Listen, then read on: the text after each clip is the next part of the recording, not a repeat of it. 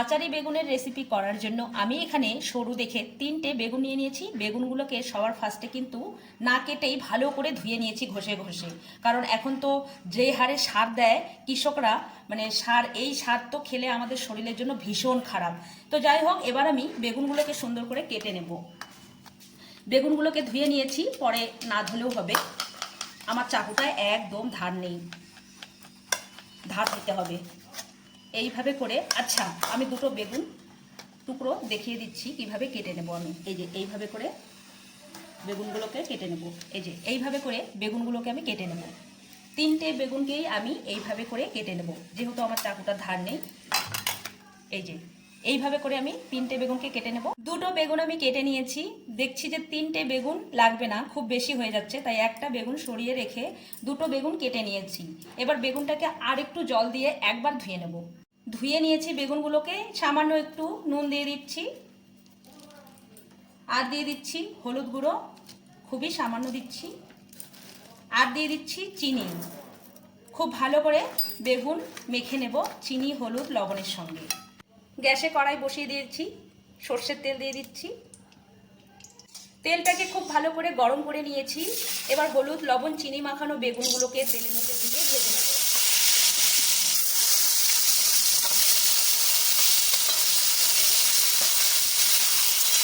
উল্টে পাল্টে বেগুনগুলোকে খুব ভালো করে ভেজে নিয়েছি। ঠিক এরকম কালার হয়ে আসলেই বেগুনগুলোকে কড়াই থেকে তুলে নেব।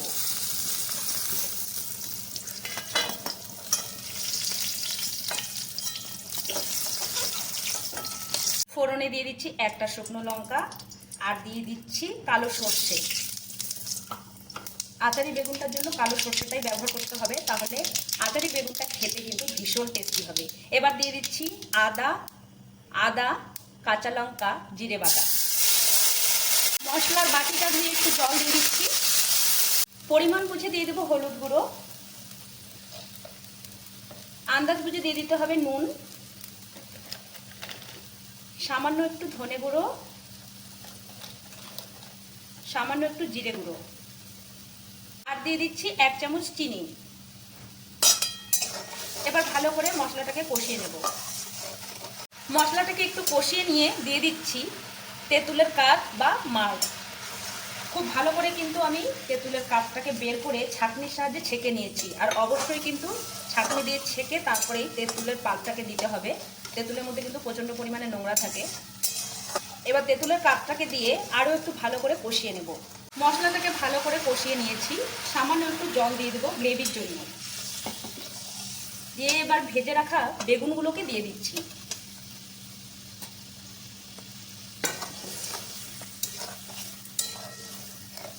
এবার ঝোলের সঙ্গে বেগুনটাকে ভালো করে ফুটিয়ে নেব। এটা একটু গা মাখা হবে, ঝোল ঠোল কিছু হবে না, একদম মাখা মাখা হবে।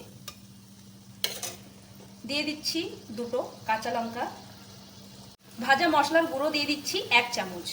ভীষণ টেস্টি হয়, আচারি বেগুনটা দিয়ে ভীষণ টেস্টি হবে, আর খেতে ভীষণ সুন্দর হবে। ফ্লেভারটা তো দারুণ দারুণ বেরোবে। এবার ভালো করে নেড়ে চেড়ে ওই 1 থেকে 2 মিনিটের মতো ফুটিয়ে নেব, তাহলেই খুব সুন্দর বেগুনগুলো একদম গা মাখা হয়ে যাবে। আর গন্ধটাও কিন্তু খুব সুন্দর বেরিয়েছে একদম। আর এই গরমের মধ্যে তো একটু টক জাতীয়, একটু টক মিষ্টি ঝাল ঝাল জিনিসগুলো খেতেই কিন্তু এই গরমের দিনে ভালো লাগে। আর এরকম রেসিপি হলে তো আর কোনো কথাই হবে না, ভাতের সঙ্গে আর কোনো কিছুর দরকারই হবে না। এই রেসিপি থাকলেই একদম পুরো শান্তি করে ভাত খাওয়া হয়ে যাবে। 2-3 মিনিট ধরে জাল করে বেশ ভালো করে ফুটিয়ে নিয়েছি। আর দেখো, এই সময় বেগুনগুলো বেশ গা মাখা হয়ে গেছে, খুব সুন্দরও কালারটাও এসছে। এবার গ্যাস বন্ধ করে দিয়ে আমি নামিয়ে নেব, একটু ঠান্ডা করে নিয়ে পরিবেশন করে নেব। আজকের আচারি বেগুনের রেসিপি তোমাদের কেমন লাগলো বন্ধুরা, কমেন্ট করে জানাতে একেবারেই ভুলবে না। চলো, আজকের মতো ভিডিওটা এখানেই শেষ করছি। আবার দেখা হচ্ছে নতুন রেসিপির সঙ্গে। তোমরা ভালো থেকো, সুস্থ থেকো।